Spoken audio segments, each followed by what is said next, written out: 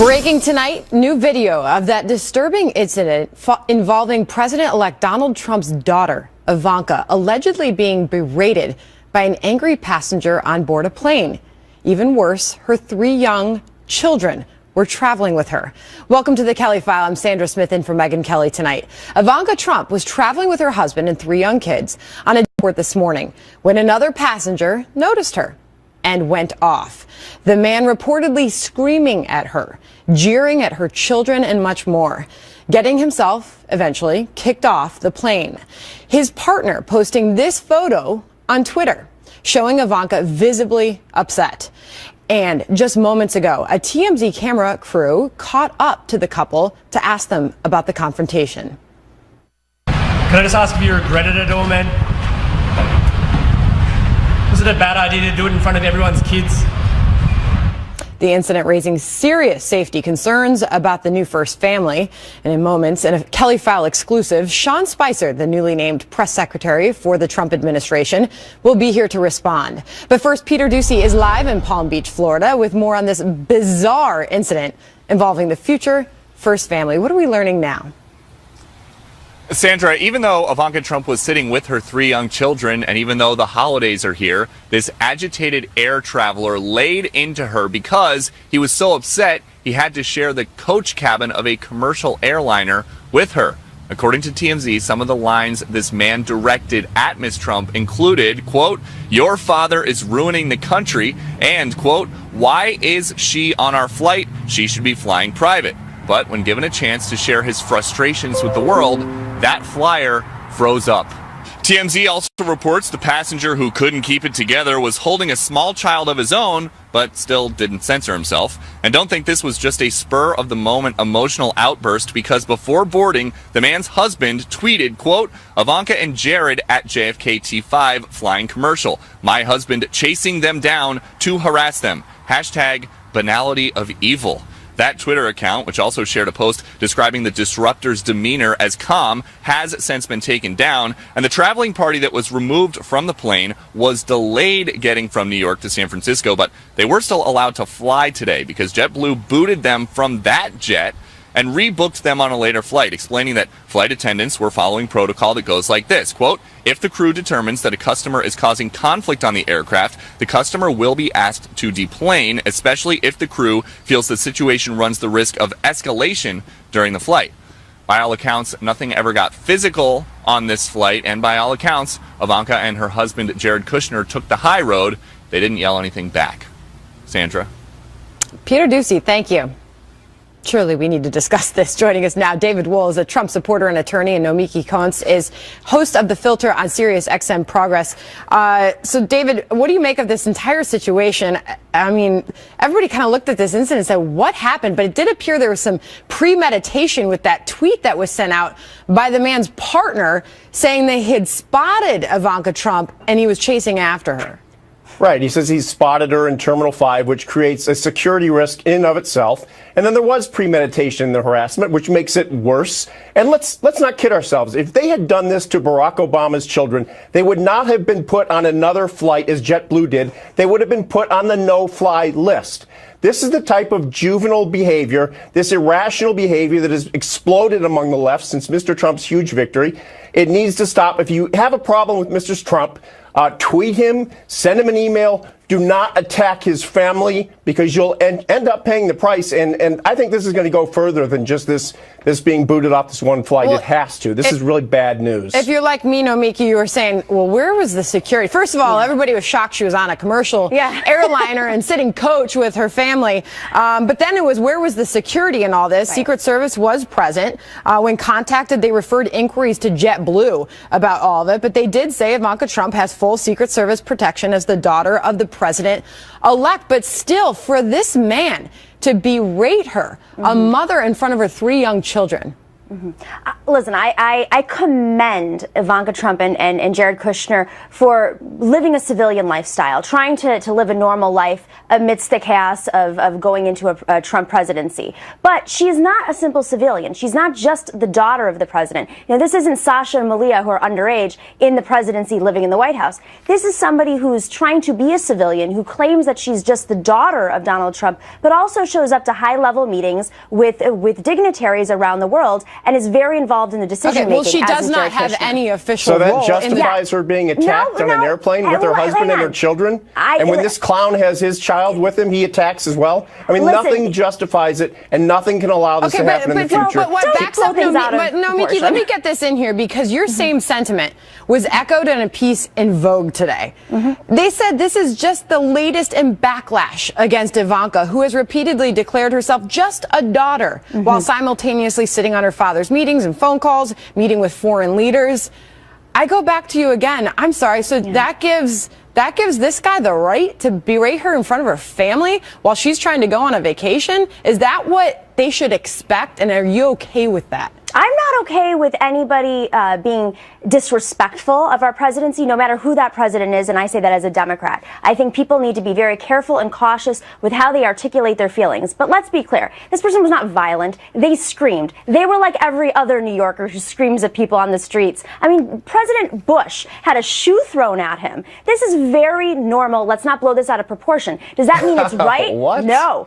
You know something? I give Jared Kushner, right, David? I give Jared tremendous props for being restrained and holding himself back, because I'll tell you something right now, had that been my wife, I don't think I might have done that.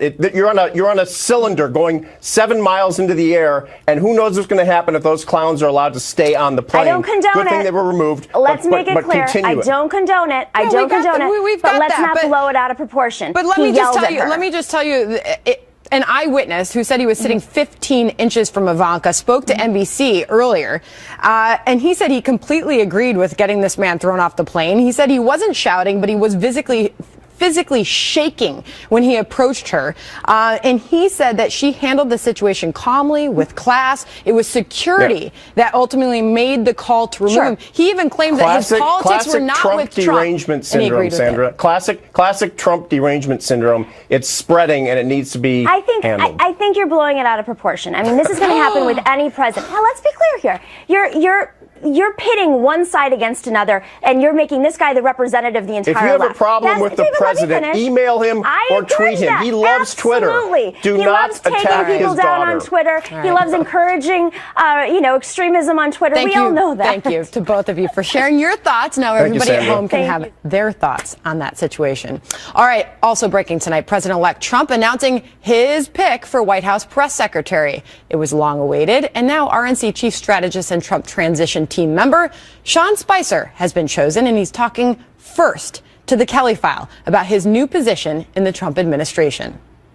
Sean Spicer joins me now for a Kelly File exclusive. Congratulations, Thank you very much. So how did you find out about the gig, by the way? Mr. Trump called and said congratulations, and I told him I was honored, and it was an unbelievably humbling moment to think of some of the people that have held this position and what it does. It's an opportunity to speak on behalf of this country, on behalf of the next president of the United States, and deliver them the messages and news that where this country's going and what it's doing. So it is humbling, to say the least, to realize some of the folks that have had this job and the footsteps that I'm going to walk in. Considering Donald Trump ran anything but a conventional campaign, right, everyone's wondering what is your job as press secretary going to look like, considering all the criticism we have seen from Donald Trump of the media, various outlets, individual reporters tweeting at them. What does your job look like? Well, I think there's a difference between calling people out and understanding the role that the press plays in a free society.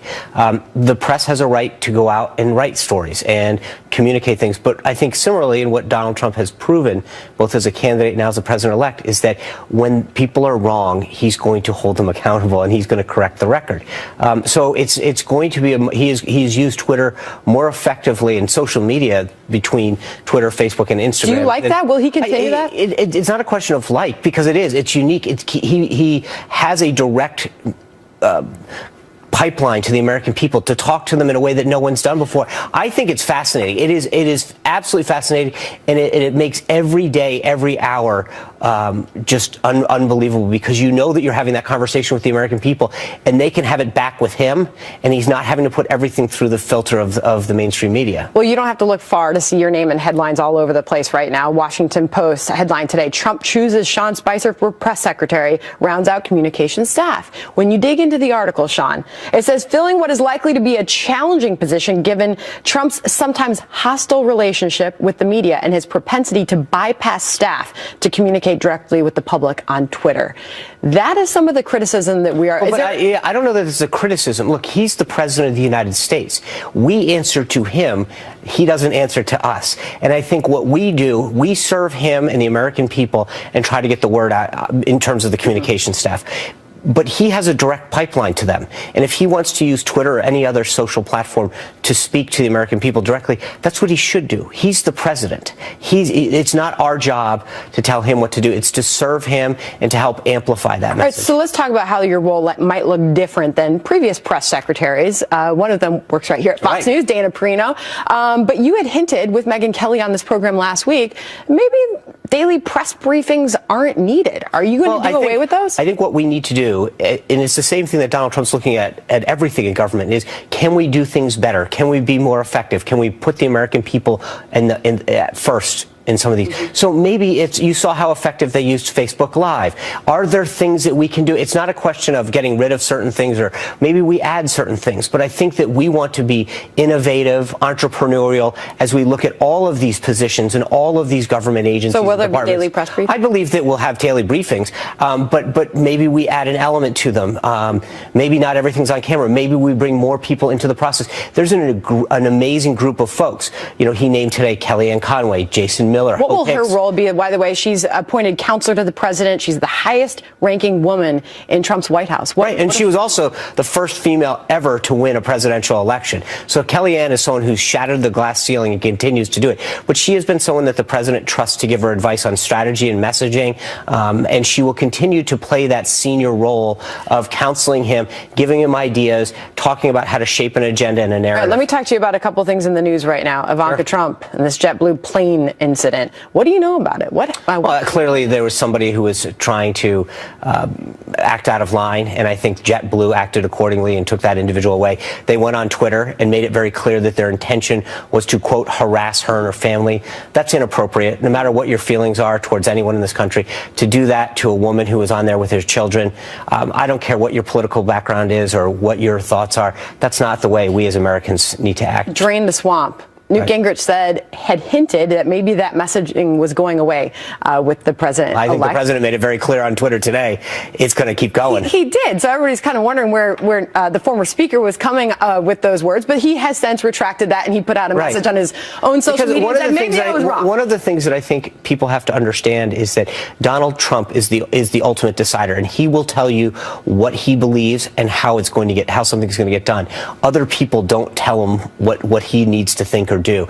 And I think we've seen that time and time again. And look, when you look at the Lockheed story today about the F-35, the Boeing story with Air Force One, he isn't even president. We're 29 days out. He's gotten results on carrier. He's brought costs down on government programs. He is going to get things done in a way that people have never seen. The change that's going to come to Washington, I think, is going to send shockwaves through the system. All right, it seems like every pick that Donald Trump has made, his critics have dug up something on them. Are they going to find anything? I hope not. Anything out there that we should know about? I hope not. I think I've done a pretty good job but I hope that every day that I serve in this job, I make Mr. Trump proud, Reince Priebus proud, Governor Pence proud, and more importantly, the American people. I think that what he has asked of every one of us is to make this country proud of us, proud of the accomplishments that he's going to have as president, and make the country great again. Sean, thanks for being here.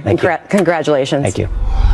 Still to come, new reports Eric Trump is responding to criticism and the controversies that plagued the Clinton Foundation by halting fundraising for his own charity. Trump transition team insider Anthony Scaramucci is here on that. Developing tonight, amid allegations of pay for play, Eric Trump will stop fundraising for his own foundation. The move is being applauded by former White House ethics lawyers, but questioned by supporters who want to see the charity work continue. In moments, Trump transition team insider Anthony Scaramucci will be here on that. But first, our chief Washington correspondent James Rosen has the latest on Eric Trump's decision. James? Sandra, good evening. Apparently goes even farther, according to published reports. Eric Trump's announcement that the charitable foundation bearing his name is suspending operation.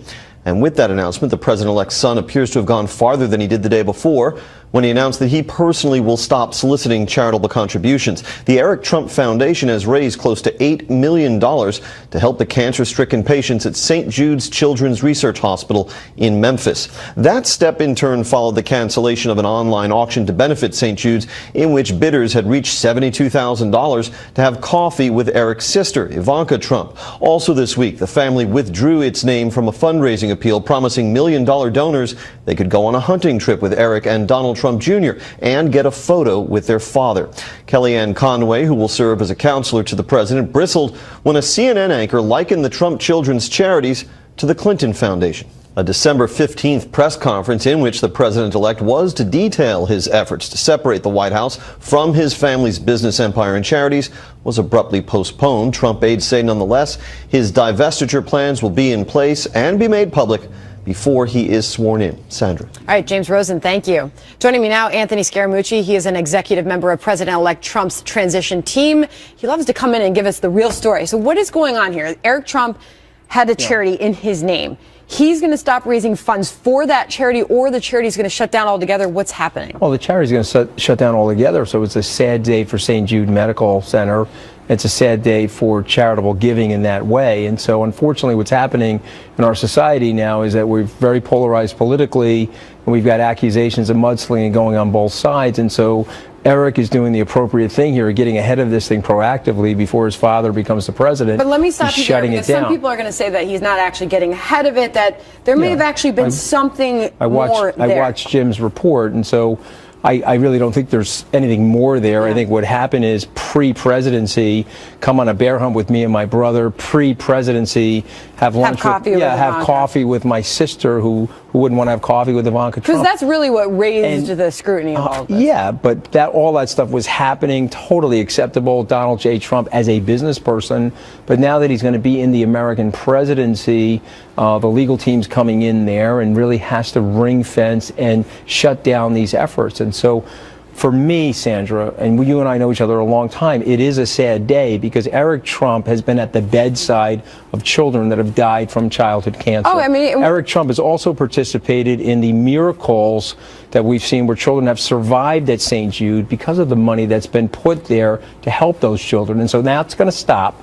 And it's going to stop for those children because of the politicization or the politicization, or however you want to say it, of the system. And so it's a sad day. Okay, and we have heard from his friends, people close to him, said it pains him to do this. He's been raising money. Phenomenal guy. For this charity I've told my children, may they have the arrogance of the Trump children, which is zero arrogance. What did you make to the comparison to the Clinton Foundation? It's unfair. We all know it's unfair, and I don't want to channel Kellyanne Conway, but you have to think about the Clinton Foundation. You had 94% of it raised. It didn't go anywhere. 6% of it went out.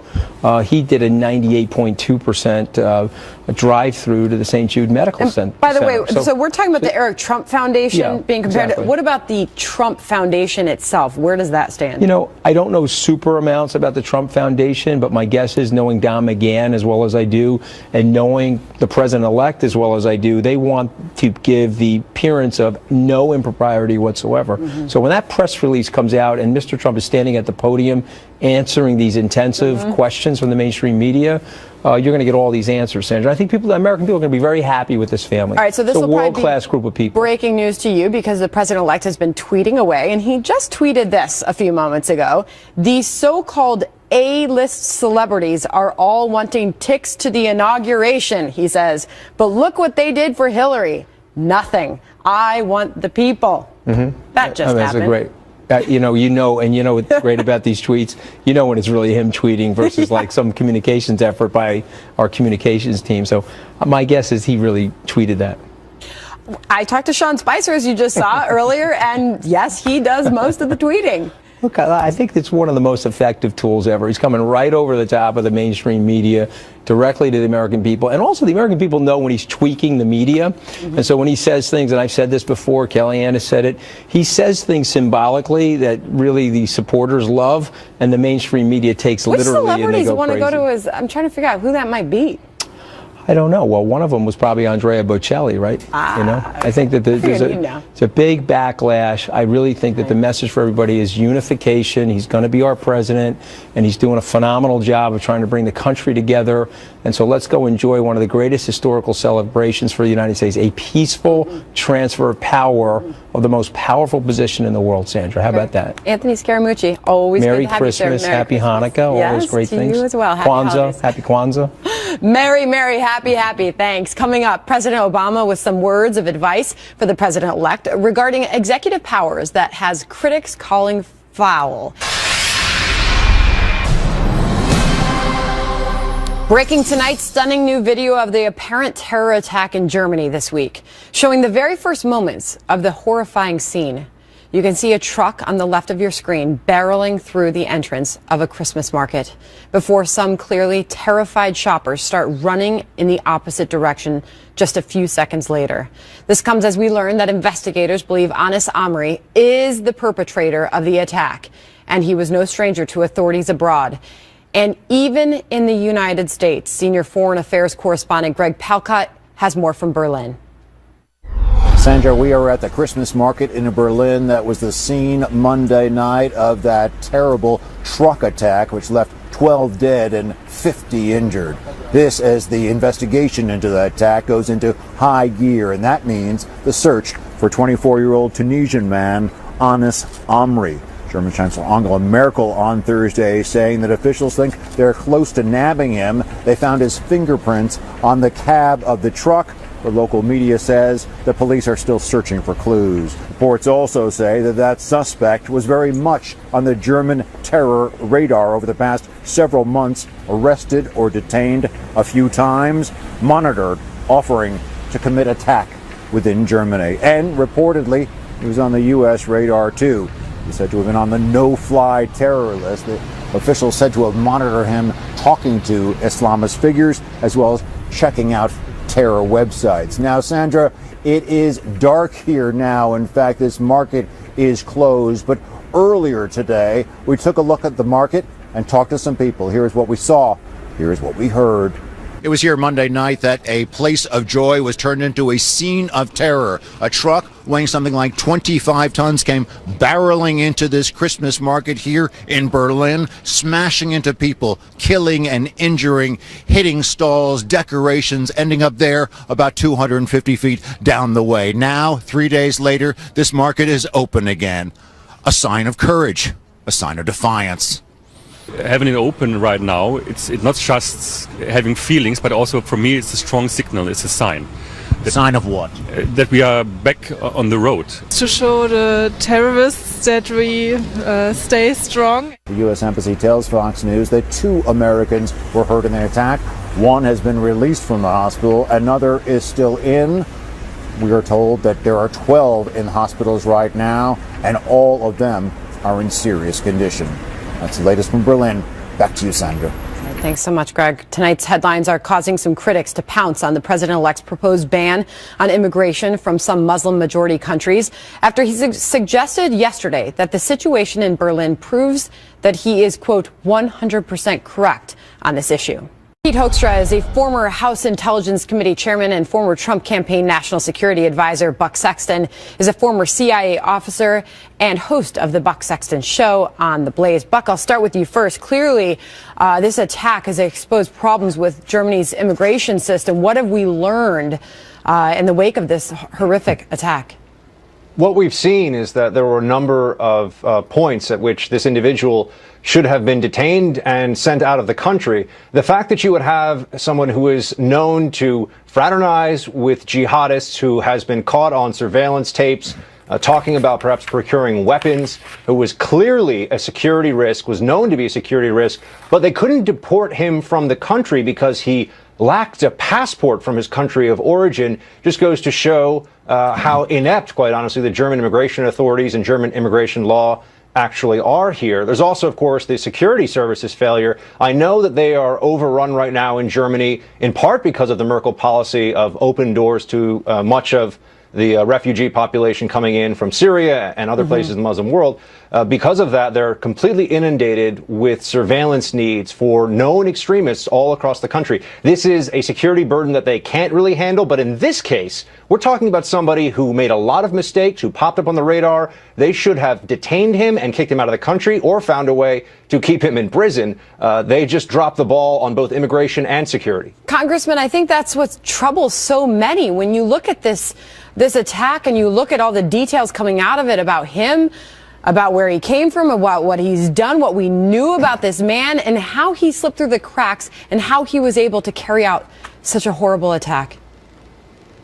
And what it really does is it highlights how ineffective the West, the Europeans, and the United States have been in fighting this threat from radical Islam over the last number of years. We've got 5 failed states in the Middle East. What does that mean? It means that terrorists have enough of an influence in there to make sure that the central government doesn't control much of the nation. They include Libya, Syria, Iraq, and Yemen. We have 10 million refugees or displaced people in that part of the world. 1 million of them have gone into Europe, many of them into Germany. They haven't had the vetting. This is why Donald Trump's proposals make so much sense. What is he proposing? We're going to have secure borders. We're going to make sure that we control who comes into the country. And for people who come from terrorist regions where the governments are failed, where we don't have proper documentation, yes, we are going to have extreme vetting. So hopefully we don't have what they saw in Germany, an individual who they can't send back to their home country because he got into Germany and he didn't even have a passport. It shows you how hollow our national security policy has been. And meanwhile, Buck, as we approach Christmas and New Year's and Inauguration Day, we wonder if what we saw there, if it's coming here or more of it based on recent attacks that we have seen. It makes you wonder what the terror threat is today in the United States. Well, Senator, they're responding specifically here at the Berlin attack and others that it should be pointed out that have been thwarted by German authorities. There's just a plot in Australia that's been thwarted. But this is what the Islamic State wants. They want individuals who have radicalized on their own to decide to use everyday items, knives, vehicles, trucks, whatever they can to just cause mass casualty attacks in the West against perceived enemies of Islam in America and around the world. And this is going to continue on, unfortunately. It's very difficult to stop these kinds of attacks, which is why ISIS is pushing for them. And we are in a heightened threat season right now because they've also been saying that they want to hit us during the holidays. Yep. There's more congregations of people outside. So an enormous burden on security services in Germany, in Europe, and here in this country. And we just have to hope that we get it right every time, or else there are going to be more like this. All right, Buck, Congressman, thanks for joining us tonight. Thank you. Good of you to be here. All right, well, coming up, breaking new developments on what's being called a turning point on the humanitarian crisis in Syria. Plus, is President Obama having a change of heart on some of his most controversial decisions in the White House? Wait till you hear his unusual advice to Donald Trump. Then we'll discuss it with Mark Thiessen and Jessica Ehrlich. As you might imagine, many critics are crying foul as Mr. Obama has made it no secret of his love for his pen and phone. Listen to this. I've told my administration to keep looking every single day for actions we can take without Congress. I've got a pen and I've got a phone, and I can use that pen to sign executive orders and take executive actions and administrative actions that move the ball forward. I've got a pen to take executive actions where Congress won't. Where Congress isn't acting, I'll act on my own. I've got a pen and I've got a phone, and that's all I need. Mark Thiessen is a former chief speechwriter for President George W. Bush and a Fox News contributor. Jessica Ehrlich is a Democratic strategist. Mark, I'll start with you first. You've got a big smile on your face. It was a beautiful montage put together by the production staff of this show. I mean, he said it, and then look what he did.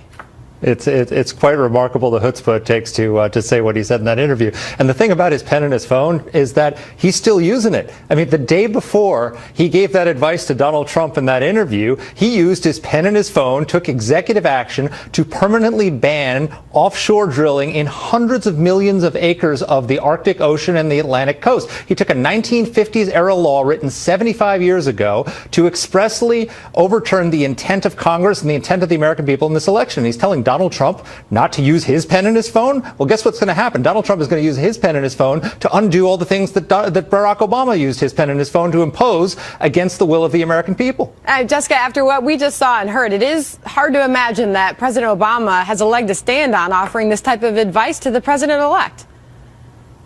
Well, I actually disagree. I think he has every leg to stand on, because what he's saying is basically like, do as I say, not as I did, which is actually very good advice in this situation, particularly given the fact that Donald Trump is starting with a majority in the House and the Senate, which is also how President Obama started.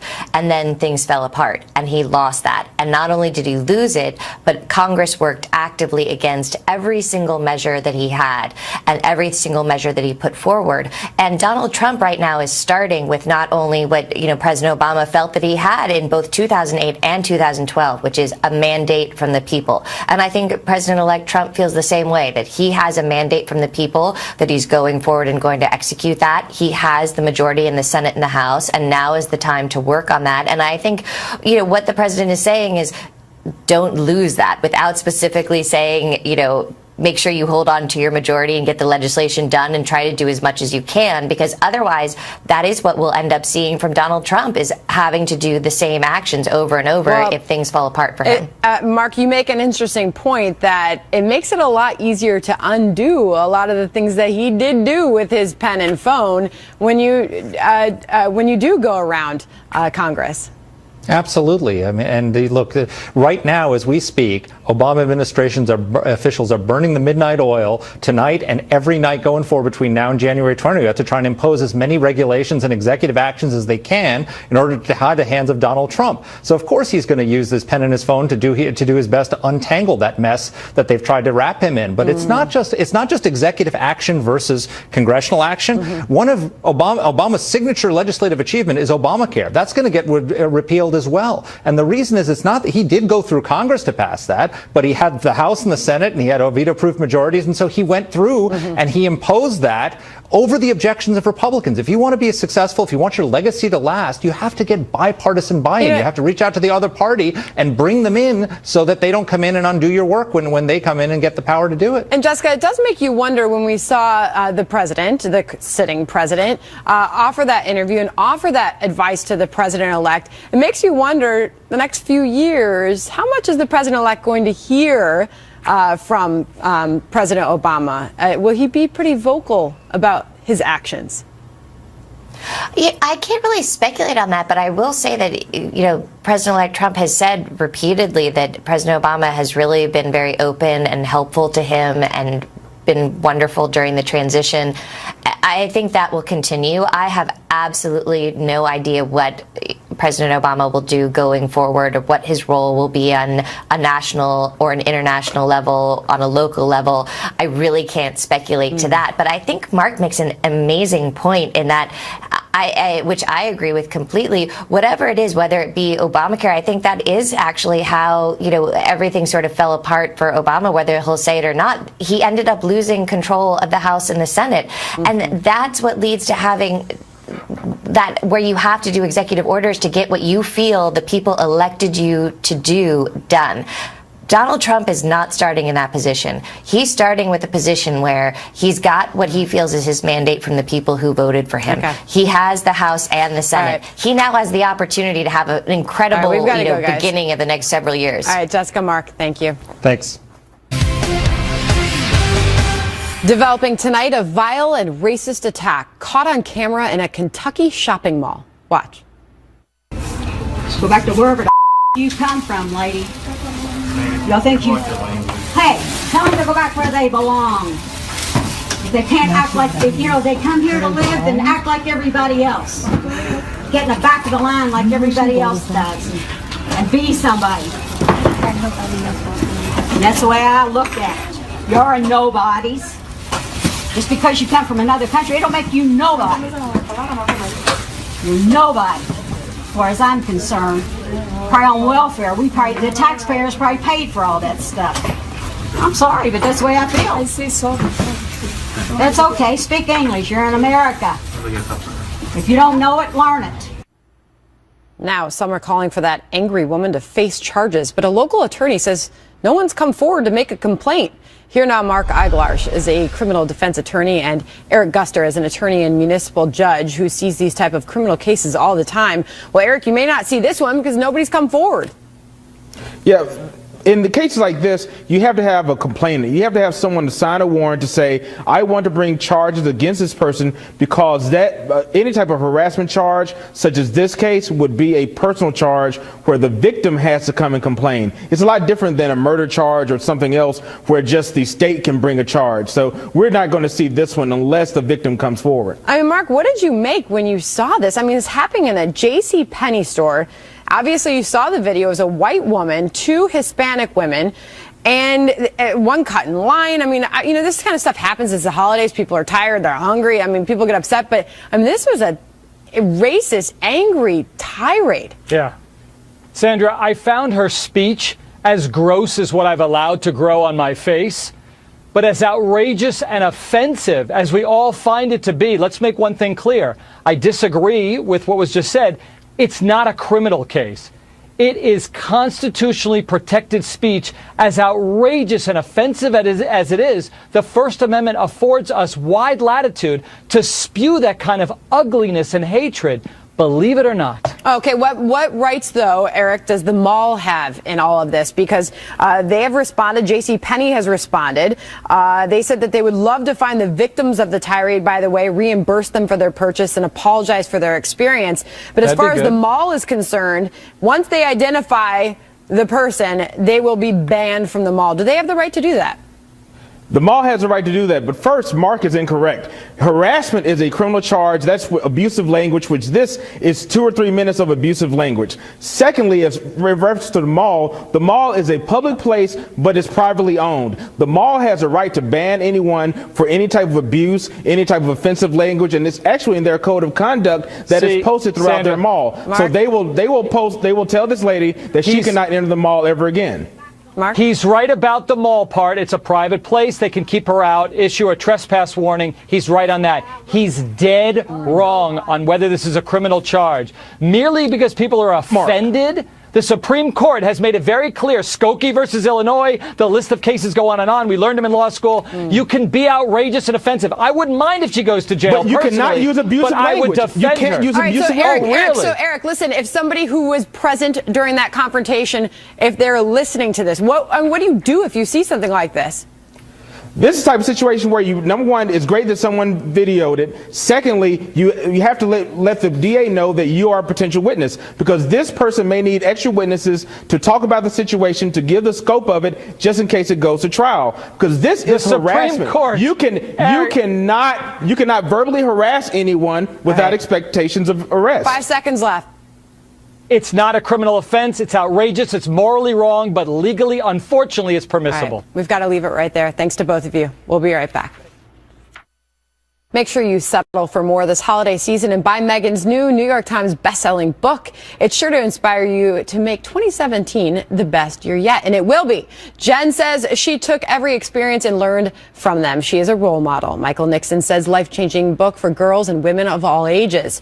And Marty Lynn Black says, I was inspired. Her story has changed me and encouraged me to be more supportive of the women in my life and more honest with myself about what I want my life to look like. So buy your copy of Settle for More right now. It makes the perfect gift for anyone on your Christmas list. Last-minute shoppers out there, it's available now on Amazon or anywhere books are sold.